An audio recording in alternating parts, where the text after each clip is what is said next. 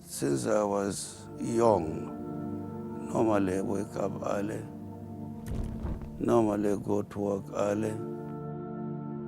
The current High Commissioner of Nigeria to the UK is His Excellency Dr. Dalhatu Sarki Tafida.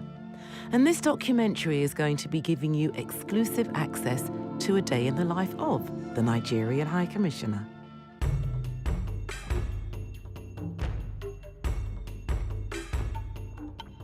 I find he's one Nigerian who would celebrate Nigerians. He is a High Commissioner with a difference. He's a strict disciplinarian, and the major quality I found in him, which I've told a lot of people, is that he's very, very time conscious. And that's one major quality that we think he's brought to the UK.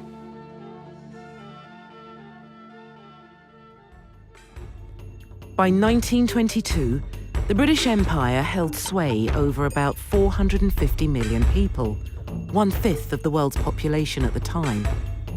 The empire covered more than 33,700,000 square kilometres, 13,120,000 square miles, almost a quarter of the Earth's total land area. As a result, its political, legal, linguistic and cultural legacy is widespread. So I first met the High Commissioner when he resumed office in London. And I found when I met him that he's a man of accomplishments. He's a distinct medical expert and professional who has reached the pinnacle of his career and served the government and people of Nigeria in many capacities. He was a distinguished senator of the Federal Republic of Nigeria. And so that meant that he's a man of considerable influence. He's a man of extensive contacts in government and knowledge of government, how it works and its relationship with citizens and so on. The High Commissioner is my boss, but he's more than a boss to me. He's like a father. He's humane, considerate and loving. He's ready to assist in whatever way possible. He's a disciplined officer and he leads by example.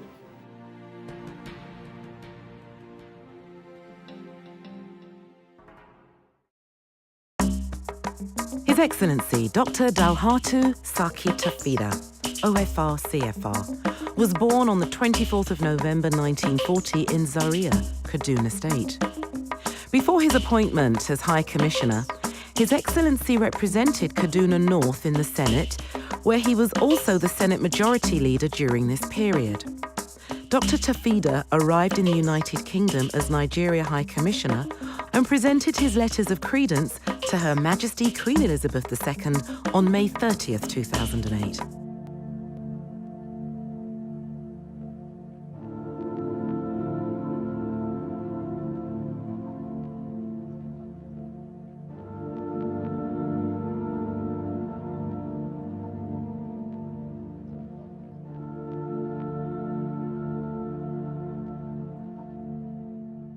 Right from secondary school, I told a teacher that was getting all this information from students that my first choice is to do medicine.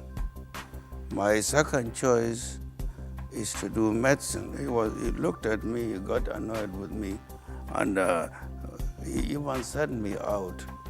Then when I came back, he said, "What is your third choice?" I said, "Medicine." He was really very annoyed, but somehow he left me because I knew that's what I wanted to do. When I graduated from Lagos, the medical school, as a pioneer student, I went back to the north, where I did my house job and senior house job and registrar, and I got a scholarship, what they call in-service scholarship, the very poor scholarship. You are treated like somebody on the road who had no job, wanting to go to do some studies. So came to Newcastle upon time to do medicine. He had one professor, David Carr, was very good.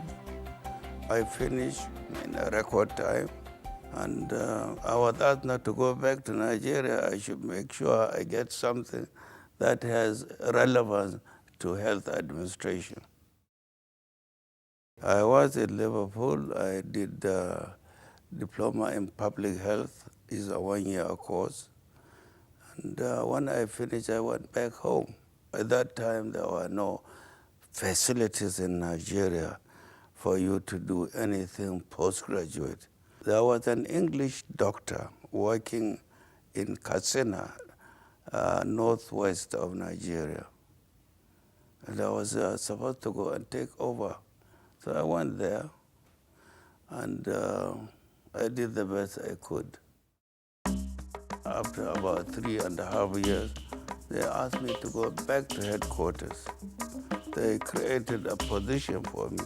Well, I thought it a waste of time, and it was very rare at that time, then to go in and do administration. But somehow it happened like that.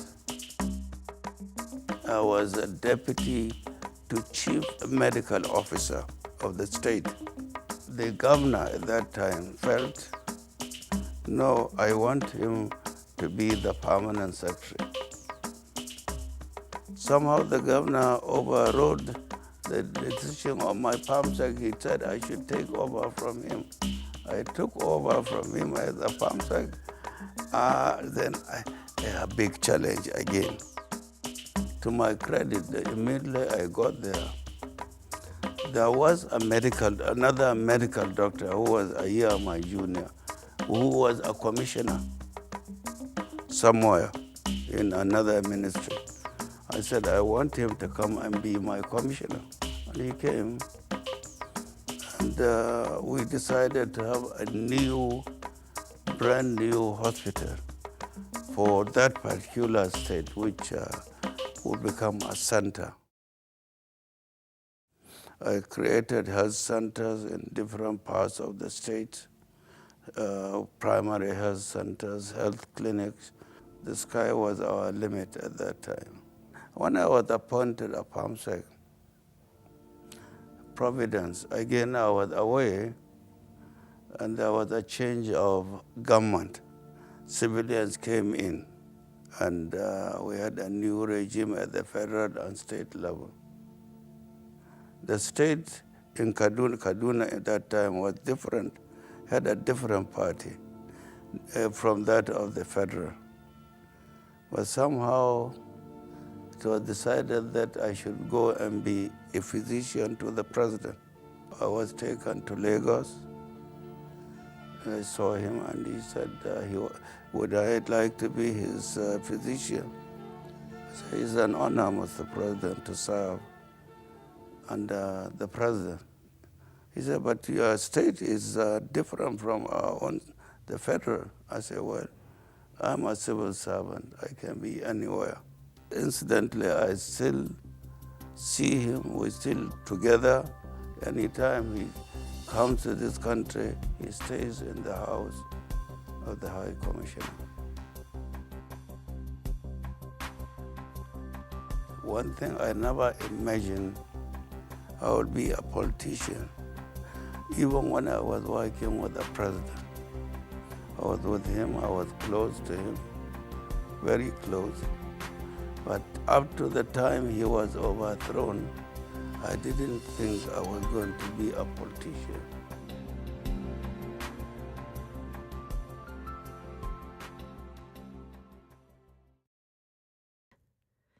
Today, in the Commonwealth of Nations, a High Commissioner is the most senior diplomat, ranking as an ambassador, in charge of the diplomatic mission of one Commonwealth government to another. When I came here some 6-7 years ago, Nigerians, were not regarded as serious people. more or less a taboo, were regarded as 419ers, were regarded as tricksters, and so on. But I am proud to say, through our interaction, through our reorganization of this Nigerian community here, they are very well admired. We admire them too. They're doing what we expect them to do. They are making a lot of contribution to their motherland. He's done so many things since he came. I personally didn't have any problem with the mission because I never came here. I came here only once before I started working to renew my passport, which I did. Everyone was just scared of coming to the mission. I remember in those days going to the High Commission, for instance, to get my visa. At that stage it was actually to sort out my passport. And it was horrible and horrendous then. I think about 6 years ago, before when my Nigerian passport had expired and I decided to kind of go and sort it out in Nigeria, and I went to the High Commission. I thought, oh my gosh, it's going to be a long queue because I had memories of those days where it was really horrible. And I was so pleasantly surprised at the changes in the High Commission. Everything was orderly. I had taken a book that, okay, I'm going to have to sit here the whole day. I was done in about an hour and a half, 2 hours. It was orderly, it was organized, and I was pleasantly surprised. And they also had a section there where people who could get assistance or help. And so there's been a lot of changes at the High Commission since he came.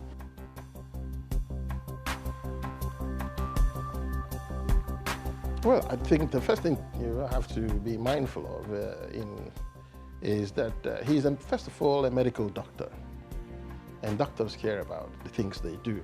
In particular, pay attention to detail. The first thing he did as High Commissioner was to do a health check on the mission itself to find out what was working and what wasn't and why not. And he found, to his surprise, that a lot of Nigerians here have a hostile attitude to the Nigerian mission. And some of the people who have those attitudes haven't actually been to the mission in a very long time, but have a vision and a perception of the mission as unfriendly. And so he went about trying to change that. He now undertakes a town hall meeting with Nigerians in far-flung parts of the UK. He has been to Belfast, Glasgow, where he meets with members of the Nigerian community. And by doing this, he gets feedback immediate. And that goes a long way in improving the services at the High Commission. There was a time at some point when most people would complain about lack of passport booklets and so on, and challenges with visa as being part of the problems in the mission. Now you have an ultra-modern visa consular section. People come in and they sit in a very pristine environment and they receive quality service. So he's done a lot to change Nigerians' experience of service from the embassy.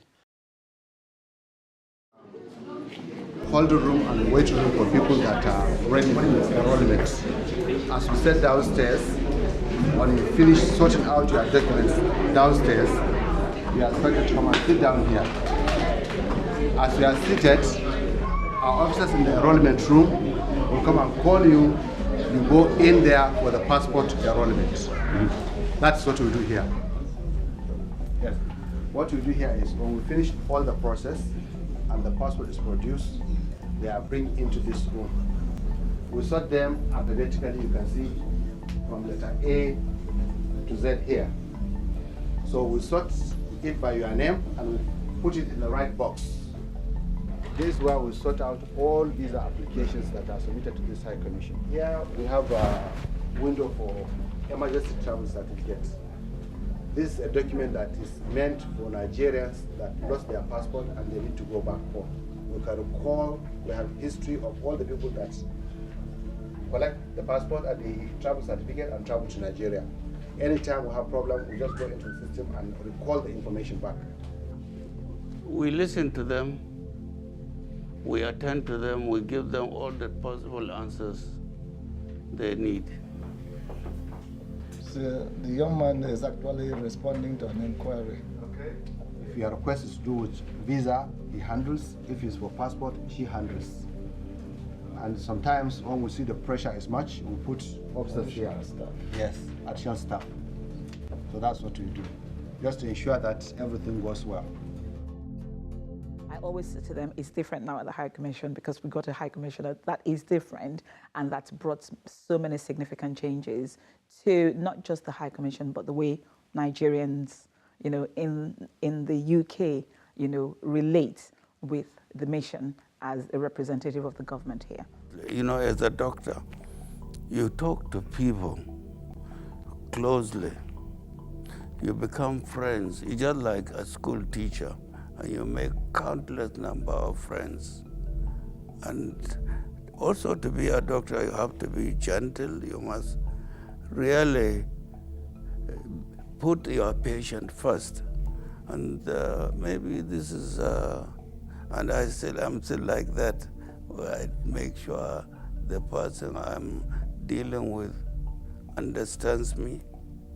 And that's why I continue to behave the way I do.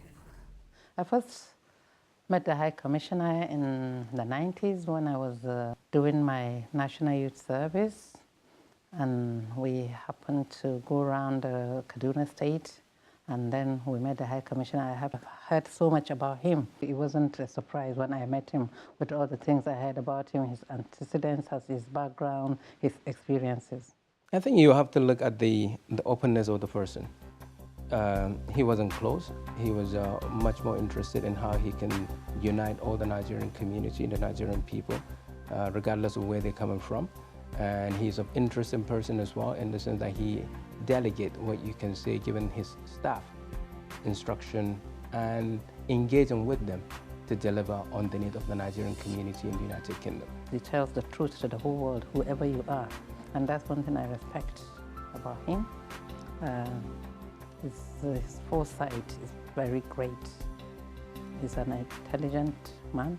He's very passionate about what he does. And he respects, most importantly, other people's opinions. He's somebody who is teaching us in the UK how to respect other people's time. When people invite you to an event, you arrive there at the time you're supposed to be there, and you don't keep people waiting. So that's something I've gained from him as well. He's a man that keeps the time. And one of the major problems within our community is time. So if he says coming at 9 o'clock, you bet he'll be there at 9. Well, it's the writer of this book, Andrew Ma, was the one who introduced the book.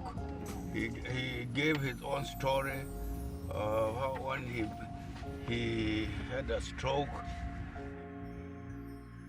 As a leader, one of the things I've learned from the High Commissioner is his timekeeping. He doesn't mess about with timekeeping. He doesn't do the African time thing. He's a Nigerian with a difference. The attributes the High Commissioner has to lead this mission for me are 3: discipline, discipline, and discipline. Because he always says that whatever you do, if there is discipline in it, it will be done well. Whether it is coming to work early, punctuality, honesty, integrity. Once discipline is the foundation, there will be success in all fronts. The High Commissioner was in the Senate for 8 years, and the last 4 years was the Senate leader, a principal officer in the National Assembly. He has a sense of humor, but very few people know. I've learned a lot from the High Commissioner. We seem to also share the same attributes. And so it's very easy for me to blend with him. I think genuinely, deep down, is such a good man. A very good man who knows how to connect.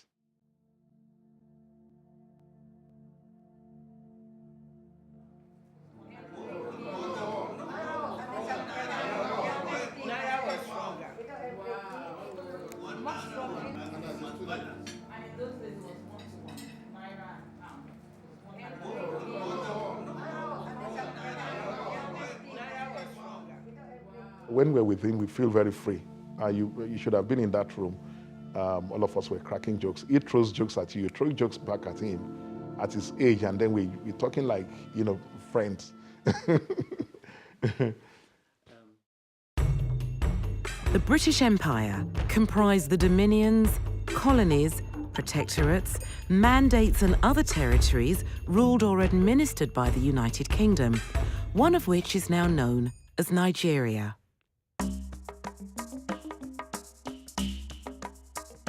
As a colony, Nigeria experienced a good deal of growth in infrastructure and trade. Roads and railroads were built throughout the country. Communication became more rapid due to the telegraph and postal system. Cash crops, such as rubber, peanuts, and palm oil were promoted in rural areas and were sold and exported. Also involved in export was the expanding mining industry. In general, a cash economy was becoming increasingly important to Nigeria. And this economic system that was set into place mainly benefited Europe while exploiting the labour and resources of Nigeria. We want to encourage that development as much as possible.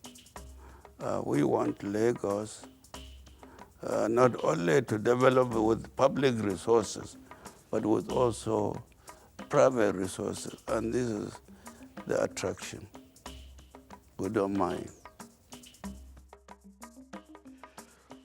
The major thing I've learned from him is ability to connect with people at different levels. That's a major quality. You see a lot of people, they can relate to people at their level. And you see some people just able to relate to people at a lower level. Dr. Tafida is somebody I found, very, very different from other Nigerian politicians. He relates to everybody at their level. So when he's with Mr. President, he's connecting. He's with his own staff, he's connecting with them at that level. I mean, everybody loves him in this community. Everybody talks about him. They love him so much. They have his direct number. He connects with them. And that is very, very rare. I don't know of any other high commissioner that came to this country that, everybody has his phone number. He doesn't go around trying to pretend or trying to make sure that he has to look for a way to show himself another light that he's not. What you see with Tafida is what you get. And Tafida is a humble person. Tafida is a hard worker. If you're not, the people that don't get along with Tafida, they are people that don't do things right. My name is Zainab, and my relationship with the High Commission is he's my father. I've realized that he never stresses himself about anything. He believes that things should come to him when it's meant to come to him. He doesn't, sometimes when he has presidential visits, my mom stresses a lot. Oh, you need to get this right, get that right. But he's always relaxed, he's calm. He believes that everything should be left in the hands of God. So that's one thing I've realized with him. I have done the best I can, or we can, as a group. But I want the people themselves to decide what is our legacy. I don't want to say, oh, I have left this one. It is, I built this one. I built that one. It is not good for somebody to say, this is what I have done, this is what. Don't decide for people. The people should decide as what they admire.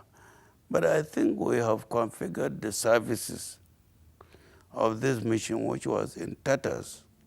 So when he came, I understand a good aspect of that, which is area of visa and passport issuance for Nigerians, national welfare for Nigerians, was in shambles. So he revamped the place and then reorganized and changed the personnel there. And then now, even Nigerians who used to, cast aspersions on this mission, many of them now, commend him. Some of them even want to see him. Who is this Tafida that has just transformed this place in such a short time? We never thought it could happen. Only recently, a gentleman, an octogenarian, wrote a letter to him to commend that he was so surprised at the service he received when he came to renew his passport. He couldn't believe we could do this in Nigeria. So he read out the letter to us, and we're all proud of ourselves.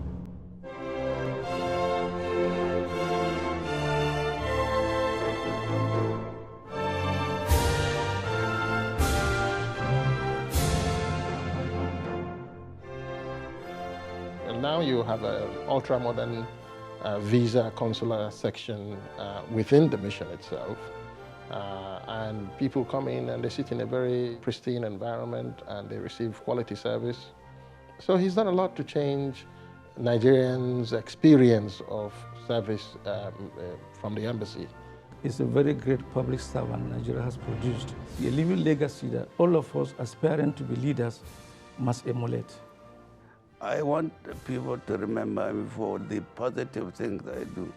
As a human being, of course, we would be making mistakes. But why not? You make mistakes, you amend. Why not? That's how life is. That's how missions even are built. That's how countries are built. Make effort. Make a giant stride. Stop there when you go. We hope the person coming will not look at this thing, oh, I want to do it differently. You know, there is a tendency for some people, when they come, in order to show that this is my identity, I want to do it differently, even though what they find is working.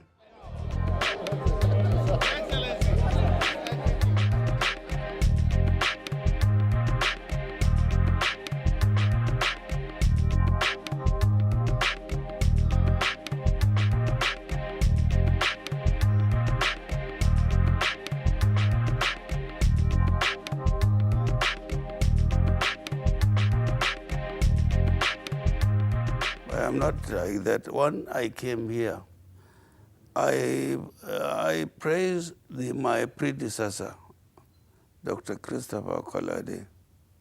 He did his best.